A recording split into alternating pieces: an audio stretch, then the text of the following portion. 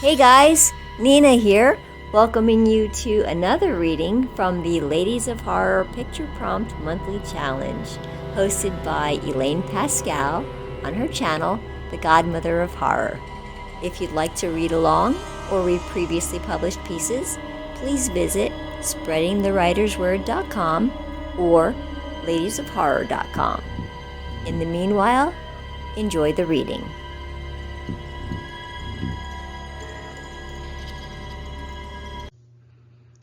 Wretched Times by M.L. Roos.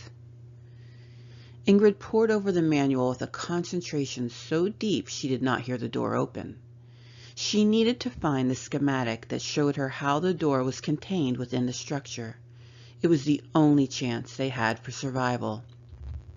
Pre-Wretched Times, she had been an engineer with a passion for the creation rather than the process.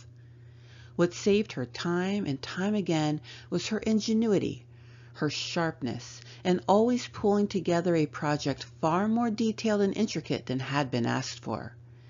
And under budget, but only if allowed to get into the thick of things with her welder's torch.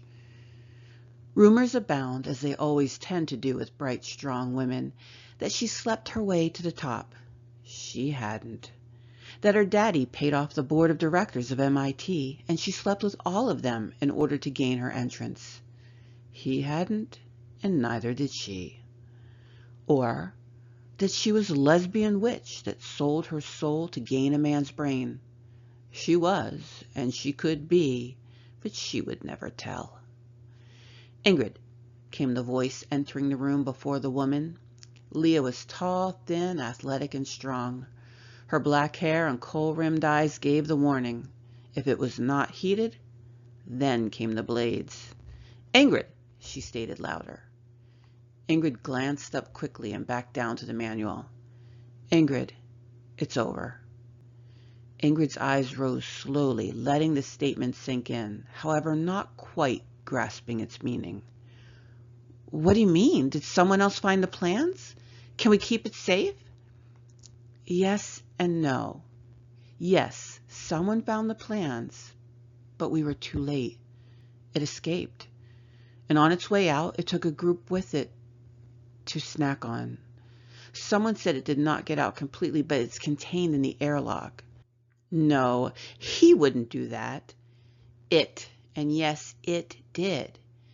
Ingrid, you knew it was feral, a holdover from before. It was only a matter of time before it tried to assert dominance. That's its only purpose. It can't help it. The endocrine system of a foreign species has no control. It's little more than a sea cucumber with hormones and anger than a human being. I know you thought you had control, but love, you never did. Shouting reached a crescendo outside their door, which led to an obscene pounding that broke and increased the tension like a twisted dichotomy of feather and weight. Ingrid raced to the door and threw it open. "What's happened? Has he been contained?" The last person stopped, stared at Ingrid, and continued on their way, chasing the others. Ingrid and Leah chased after. They all ended up outside one of the numerous airlocks in the chamber, a safety valve from this world to the next. The group stood quiet, barely breathing, listening to the plaintive cry from within. It did not have a voice, or at least words. It simply did not have the prefrontal cortex large enough to learn speech. It was pure emotion, and it only had sound.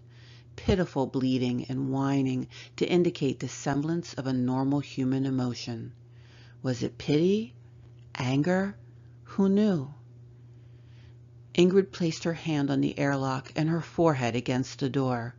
The bleating turned to sniffing. It knew she was there. The cries grew more heart-wrenching, but only to Ingrid. To the rest, it was a caterwauling of an old idea, an organism that simply outlived its usefulness and should be destroyed. They all knew that once males reached the age of 10 plus 5, they needed to be destroyed. This one was 10 plus 7 due to the clever hiding places Ingrid had discovered. Without Ingrid, it would have died off like all the others, but she refused to let him live out his intended days.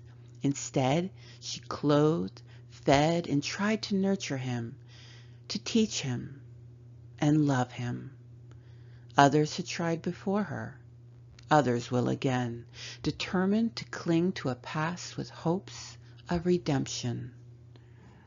Mother,